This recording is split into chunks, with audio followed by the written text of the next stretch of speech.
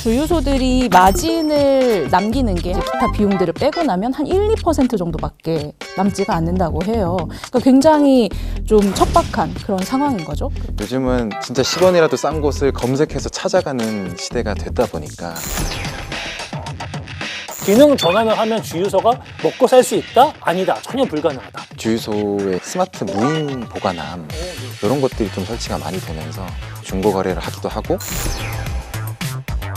서울시의 계획 어떻게 내년 상반기에 그대로 실현이 될 것 같다. 굉장히 야심만만한 계획인 것 같고요. 내년 상반기는 말씀하신 것처럼 좀 시기상조인 감이 있습니다. 계획은 좀 야심차나 수익이 얼마나 날지에 대해서는 회의적인 부분이 있습니다. 물류혁명의 시험장, 주유소의 무한변신 어디까지일지 진단해 보겠습니다. 주유소에 가서 로봇이 찾아주는 택배를 받습니다. 주유소 옥상에선 드론이 뜨고 내리면서 물품을 나릅니다. 한쪽에선 수소차를 충전하고 한쪽에선 공유차를 빌립니다. 네, 주유소 더 이상 기름을 넣는 곳이 아닙니다. 친환경 모빌리티와 물류 서비스를 동시에 누릴 수 있는 그 진화가 시작됐습니다. 모빌리티를 향한 집착남녀 모빌런들. 오늘은요, 모빌리티 물류혁명의 시험장, 주유소의 무한변신 어디까지일지 진단해 보겠습니다. 물류 전문 미디어 커넥터스의 신승윤 기자님, 네, 안녕하세요. 신승민입니다. 한국인사이트 연구소 김아람 연구원님, 네, 안녕하십니까. 두 분과 함께 하겠습니다. 자, 최근에 주유소 폐업이 줄을 잇고 있습니다. 매년 얼마나 폐업을 하는 거죠? 네, 2010년에 12,000곳의 주유소가 전국에 있었는데 그 후로 매년 100곳 이상 폐업을 했습니다. 폐업 비용 부담이 있으니까 일단 휴업 신고만 한 곳들도 있는데 다 포함하면 5년간 3,700곳이라는 통계도 있고요.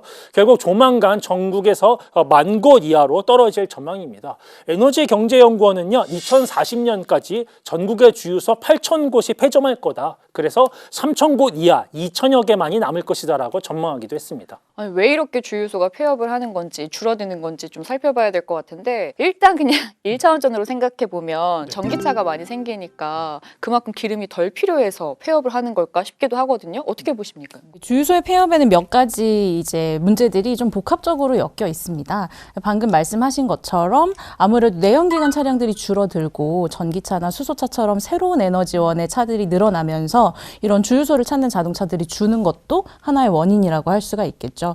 그런데 또 다른 원인들이 몇 가지가 있어요. 주유소의 가격 경쟁이 굉장히 심화되었다는 겁니다.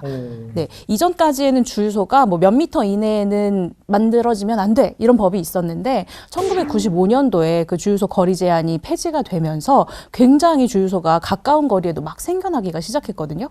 근데 그러다 보니까 이제 소비자들은 10원이라도 더 싼 주유소를 찾아가게 되잖아요. 주유소들이 마진을 남기는 게 한 1, 2% 정도밖에 남지가 않는다고 해요. 그러니까 굉장히 좀 척박한 그런 상황인 거죠. 저도 가격 경쟁이 가장 큰 문제라고 생각을 하는데요. 기본적으로 이제 주유소 비즈니스가 부동산을 끼잖아요. 그러다 보니까 도심 중앙이나 아니면 주요 거점에 있는 주유소는 부동산 임대료가 비쌀 수밖에 없고, 그렇다 보니까 알뜰 주유소만 늘어나고 있습니다. 네.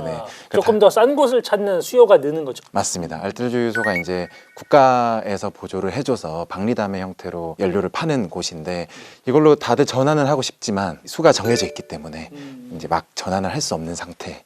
기능 전환을 하면 주유소가 먹고 살 수 있다? 아니다. 전혀 불가능하다. 어떻게 보세요? 지금 갖고 있는 주유기를 해체하고 그 땅에다가 전기차 충전기를 세우거나, 아니면 내가 남는 부지에 전기차 충전기를 추가하는, 이런 두 가지 방법이 있을 수 있는데, 근데 사실 현행 법상 이 전기차 충전기를 추가하는 방향이 쉽지가 않습니다. 오, 그래요? 네, 주유소 사업을 하고 있는 사람이 이 에너지 저장 장치를 설비를 하는 것이 법적으로 지금 규제가 되어 있어요. 두 번째는 이제 설비를 해체한 다음에 여기에다가 주유소를 없애고 그 다음에 전기차 충전소를 짓겠다, 이렇게 생각하는 경우인데, 이제 그러면은 기존의 주유소 사업을 폐업 신고를 해야 되잖아요. 이 폐업 비용이라는 게 굉장히 만만치가 않다라는 겁니다. 근데 이런 비용이 적게는 한 6,500만 원부터 크게는 2억 원까지 드는 상황이라는 거죠. 제가 그래서 주유소 사장님들한테 직접 여쭤봤어요. 그 내연기관 연료를 팔아서 얻는 수익을 뭐 전기나 수소, 충전기로 얻는 수익에 비하지 못할 거다.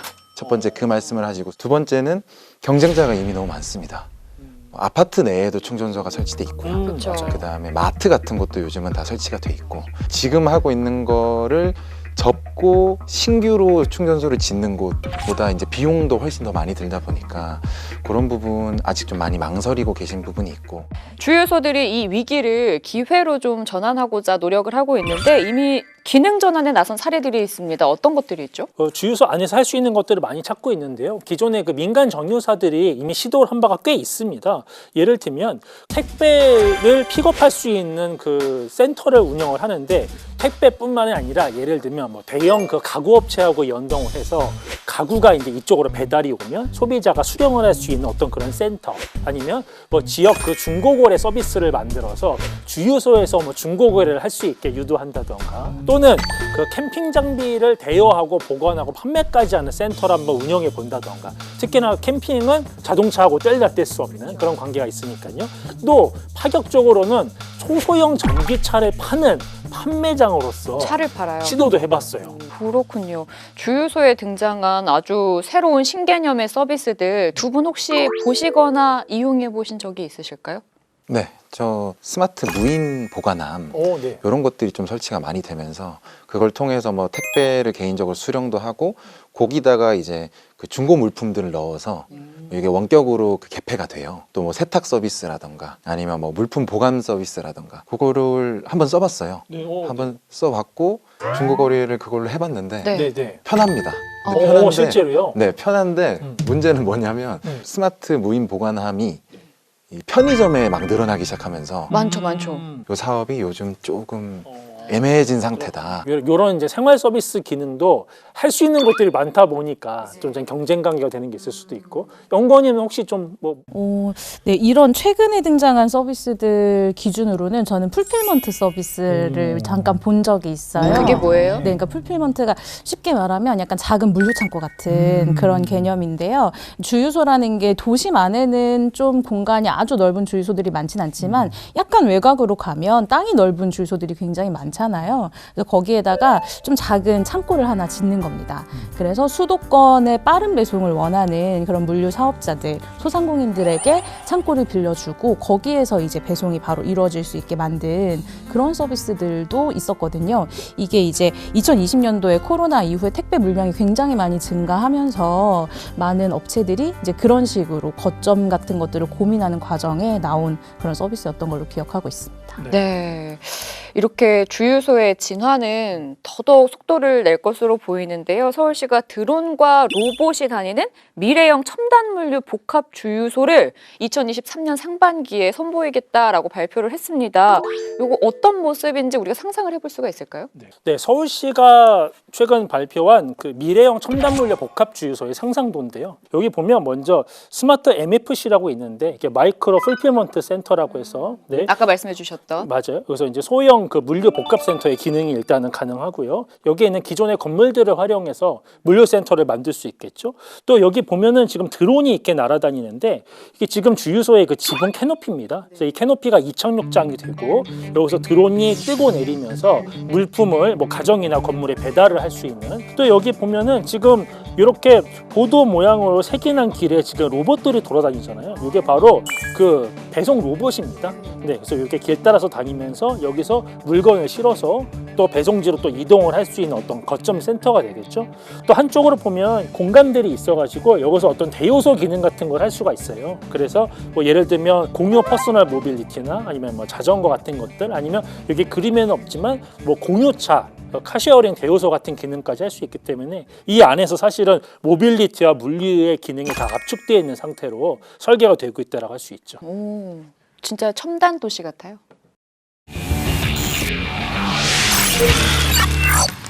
두 분 어떻게 보셨어요? 정말 많은 기능들을 한 곳에 집약시켜 놨는데 이거 다 가능한 건지, 너무 또 장밋빛 미래는 아닐지.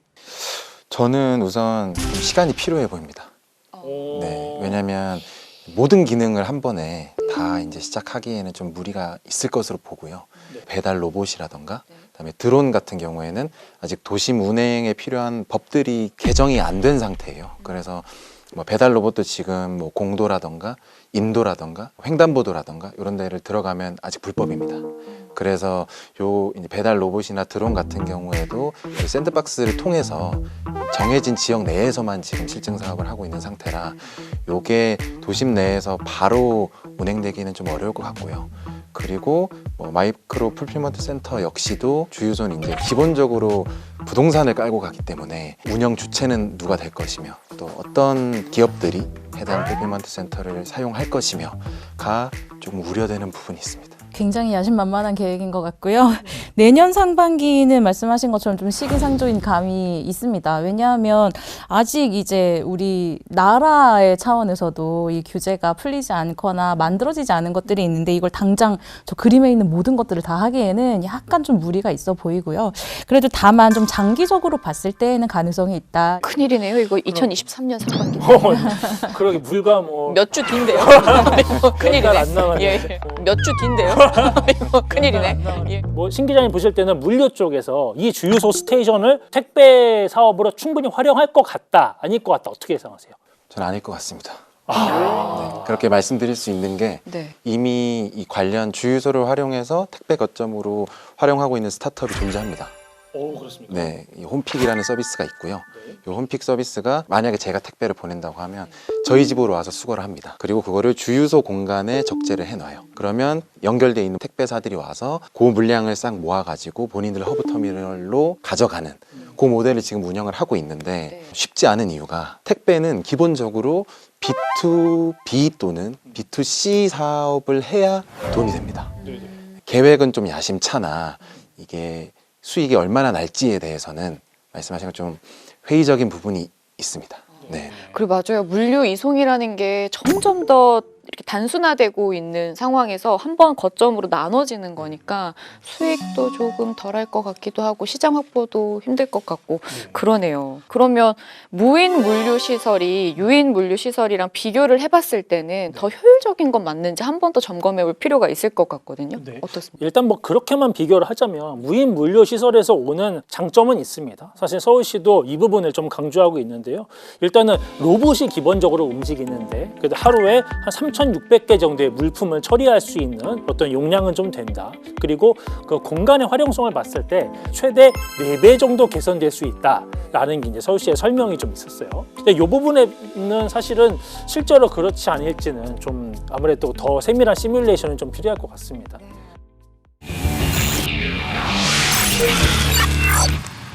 진화하고 있는 주유소 재기능을 잘 할 수 있을지 증문 즉답 시간을 가져보겠습니다. 네.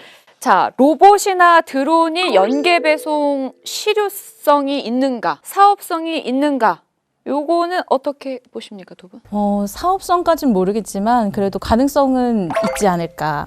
네. 저도 물량을 확보를 한다면 효율이 나올 수 있다고 봅니다. 물량을 확보를 한다면. 가능은 한데 장사가 될지 모르겠어. 그쵸, 아직까지는. 할 수는 있어. 이런- 예, 뭐 이런 네. 얘기신 표현이신 거고. 거고요. 네. 그러면은 캐노피 드론의 이착륙은 과연 안전할까? 저는 X라고 봅니다. 왜요? 도심에서는 만약에 사고의 확률이 0.0001%라도 있으면 운행을 하면 안 된다고 보는 주의입니다, 저는. 아. 그래서 드론 같은 경우에는 뭐 미국이라든지 이렇게 땅이 넓은 나라들에서 보통 간선으로 개발을 열심히 하고 있어요. 드론이 뭐 추락을 하거나 물건이 떨어지거나 했을 때 사고 확률이 있으면 운행을 할 수 없다고 보기 때문에 어렵다고 봅니다. 안전하지 않을 것 같다라고 주셨고요. 저도 비슷한 의견인데요. 사실 드론의 경우에는 아직까지 또 도심에서 관제하기가 사실은 쉽지가 않잖아요. 다만 저는 어떤 지방이라든가 소도시에서는 가능성 있는 모델이라고 생각을 합니다. 그리고 아까 우리가 봤던 그 판넬에서 로봇이 많았잖아요. 이 주유소를 거점으로 하는 배송 로봇은 활성화가 될까요? 안 될까요? 저렇게 길이 나뉘어져 있으면 괜찮을 것 같습니다. 왜냐하면 아직까지는 그 배송 로봇이 다닐 수 있는 길이 딱히 없어요. 사람이랑 같이 쓰는 것도 애매하고 차와 같이 쓰는 것도 애매하고 좀 이런 상황인데 저도 그런데요. 운전대만 잡으면 뭐 자전거든 킥보드든 다 제 적처럼 느껴지거든요. 우리나라가 워낙 모든 이제 도로 교통 인프라가 자동차 중심으로 돼 있다 보니까 이 로봇이 사람에게도 자동차에게도 오토바이에게도 다 사랑받지 못할 것 같아서 장애물로 느껴질 수 네. 있겠다라는 거죠. 주유소가 이제 사업성이 조금 떨어지다 보니까 폐업하는 곳이 많이 생겨나고 있습니다. 이런 상황에서 기능 변경을 하는 것이 어떨까? 어떻게 기능 변경을 할 수 있을까 알아보고 있는데요. 이후에 기능 변경하는 곳들이 얼마나 늘어나게 될지 우리가 예측해 볼 수 있을까요? 그러니까 마이크로 풀필먼트 센터 MFC에 대한 니즈는 모든 기업들이 다 있어요. 다 있는데 커스터머 대상으로만 공간을 판매하는 게 아니라 기업들한테 이 공간을 어떻게 좀 대여를 하고 함께 운영할 수 있을까, 그게 좀 고민이 되면 좀 더 수익성 차원에서는 비전이 있지 않을까 생각하고 있습니다. 다양한 기능을 좀 더 개발을 해야 될 수도 있을 것 같아요. 저는 이제 여러 가지 아이디어를 우리가 오늘 이야기를 했는데요. 최근에 봤던 기사 중에서 좀 기억에 남았던 거는 그 종합 에너지 스테이션 구축을 했던 사례였어요. 근데 이거는 물론 아직 정식으로 이제 규제가 풀린 게 아니기 때문에 규제 샌드박스 내에서 하고 있는 사업이기는 한데요. 이 서울시에서 기존의 주유소에다가 전기차를 충전할 수 있는 스테이션을 만들었습니다. 일단은 그 캐노피 지붕에다가 태양열판을 쫙 설치를 했어요. 그 태양열로 발생시킨 전기를 저장할 수 있는 에너지 저장 장치들을 또 쫙 깔아놨어요. 오, 일단 완전 친환경적. 그렇죠. 그린 그래서 에너지. 주유소를 하고 있지만 실제로는 전기도 생성을 하는 거예요. 전기차를 충전시킬 수 있는 작은 전기. 발전소 기능. 네. 기름기를 싹 빼고 첨단 서비스로 다시 채우겠다는 주유소 앞으로 얼마나 어떻게 발전해 나갈지 또 기대가 됩니다. 네, 에너지 스테이션에서 모빌리티 물류 허브로 거듭나고 있는 주유소의 변신, 그 미래가 상당히 주목됩니다. 네, 모빌리티를 향한 집착 남녀. 오늘은요 커넥터스 신승윤 기자, 한국인사이트 연구소 김아람 연구원 두 분과 함께했습니다. 시청해주신 여러분 고맙습니다. 수고하셨습니다. 수고하셨습니다. 수고하셨습니다.